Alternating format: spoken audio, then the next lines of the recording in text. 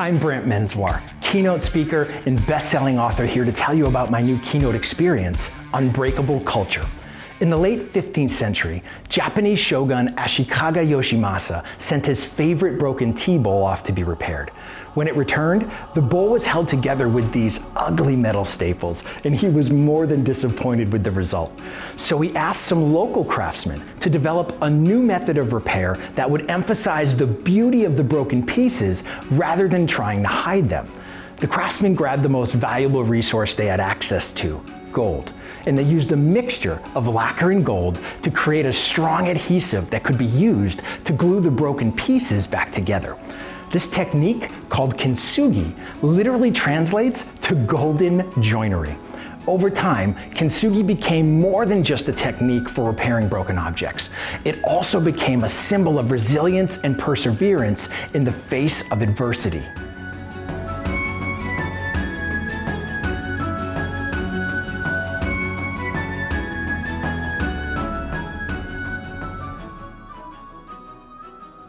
Look, if you want to become an unbreakable leader, there's really only one thing you have to accept. You're already broken. If you can accept that and stop trying to keep things at arm's length so that they won't break you, and rather focus on what's holding the brokenness together, that are deeply held personal core values. I call those our black sheep values. Those are the most valuable resource you possess.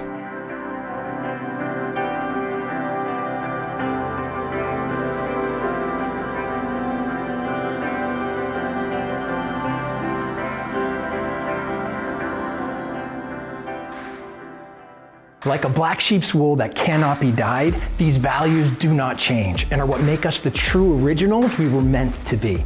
They allow for unique contributions. They're what hold us together during difficult times and what allow us to connect to create an unbreakable culture. I've spent the last 3 years discovering the 5 binding values needed to create and sustain an unbreakable culture.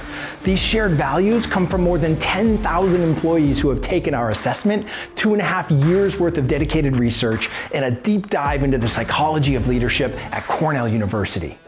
So you start to see how these 5 binding values work together to actually create that unbreakable culture we're going for. It all starts with connection. That's what we said. It all starts with connection first. So connection is about defining and aligning our networks. We want to have that maximum impact. We move from connection to integrity. We have to create the safe space if people are going to show up. If we can create that safe space and build that emotional culture that we're trying to do, we'll get their authenticity, right? We want unique contribution. Unique contribution only happens when people feel that they have a safe space to show up.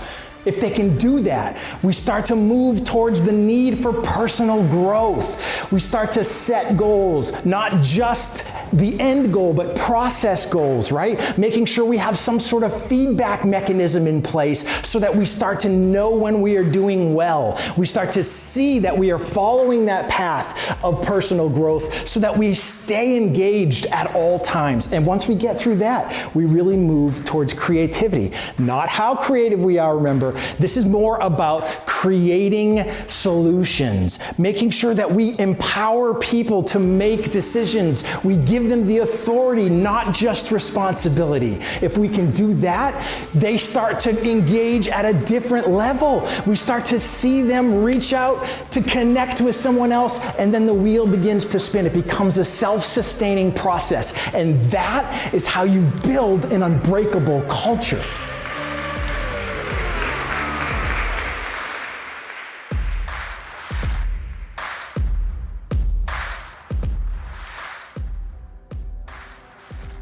Well, when we use what matters most to us as our motivation to connect and drive performance, we move from half-hearted compliance, which nobody wants, to wholehearted contribution, which everybody wants.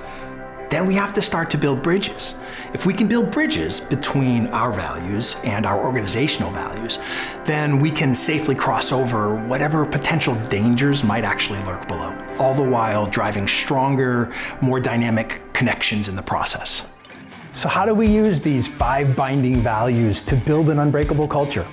Better yet, What are your black sheep values that make you a resilient leader? I can't wait for you to find out. I'll see you soon.